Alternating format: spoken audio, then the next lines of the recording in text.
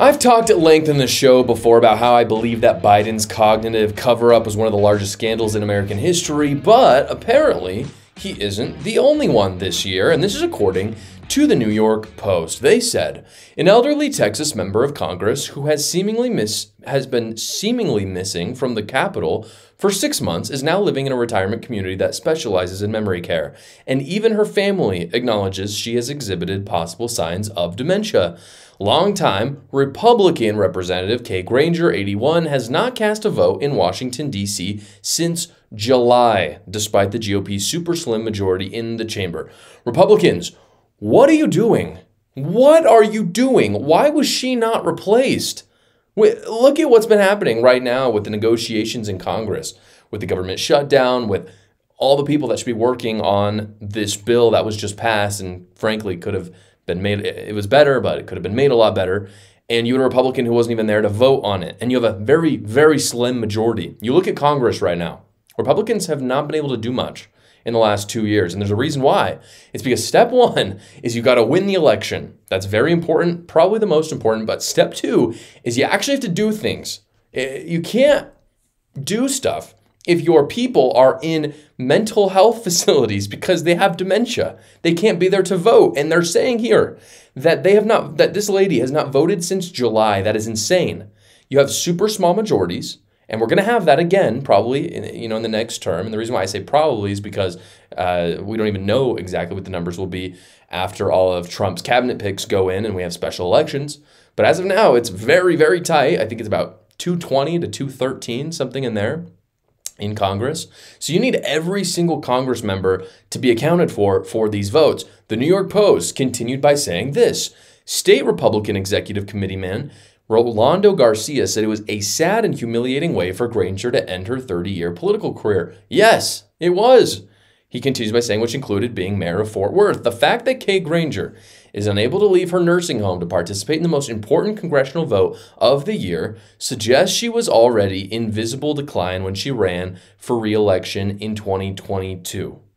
That's absolutely correct. And the Republican Party has to fix this, like today, because there are two levels to this. There's a civics level and there's a politics level, and both are important. On the civics level, this lady represents millions of people who are lacking representation in Congress right now, who, like he just said, they just went through probably the most important vote of the year, and 2 million people, and I think it sounds like the Fort Worth area, did not have representation. And just on a civics level, that's wrong. It's just wrong. And as a representative, she needs to account for that. She needs to be held accountable for those things. And the Republican Party should as well. But on a politics level, there's that as well. And what it means is that you need votes. You need votes. And this is one of the major mistakes, by the way, that the Trump administration is actually making right now. He's appointed a lot of really good Congress members to his cabinet, which I'm very happy about. I understand why he's done it. But I think the political calculus has not been as strong as it could have been because a lot of these people have come from battleground states. And what that means is that another special election is going to be held to replace those seats that Trump took to make part of his cabinet. And so there's a good chance Republicans could lose their majority, or again, that majority could become even tighter than it already is, and it's about as tight as it could be.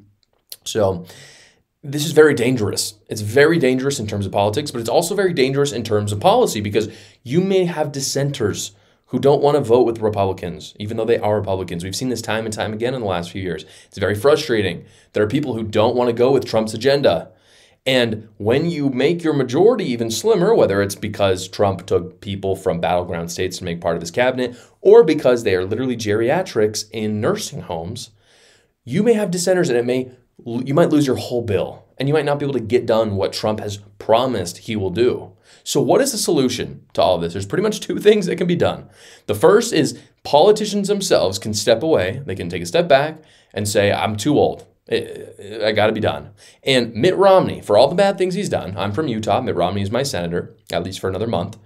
For all the bad things that Mitt Romney has done in the last few years, the one good thing that he has done is he took a step back about a year ago and he said, I'm too old. And frankly, Mitt Romney's not even close to as old as some of these people. But he came back and said, I'm ready to pass it on to the new generation.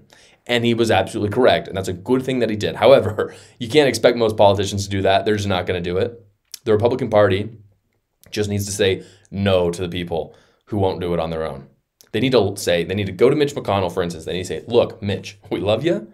We appreciate your service, whether they mean that or not. They need to say that to him. We appreciate your service. You have a good legacy. Maybe we'll even build some sort of, library or something for you because you've done such a good job in the last 20 years. Again, whether you believe it or not, doesn't matter. You say that to him, but then you say, look, because we love you, you need to retire. Go home, relax. You've done your job. We've got some up-and-comings that are good. Like, you're not the only one that can be a senator. Go away, and look, we're going to get the new generation in there. And the reason why Republicans can do that is because largely in these reelection campaigns, the Republican Party, these people who are running need the Republican Party's funding in order to win. And so the Republicans can force their hand and say, look, we're not going to fund you again in this campaign.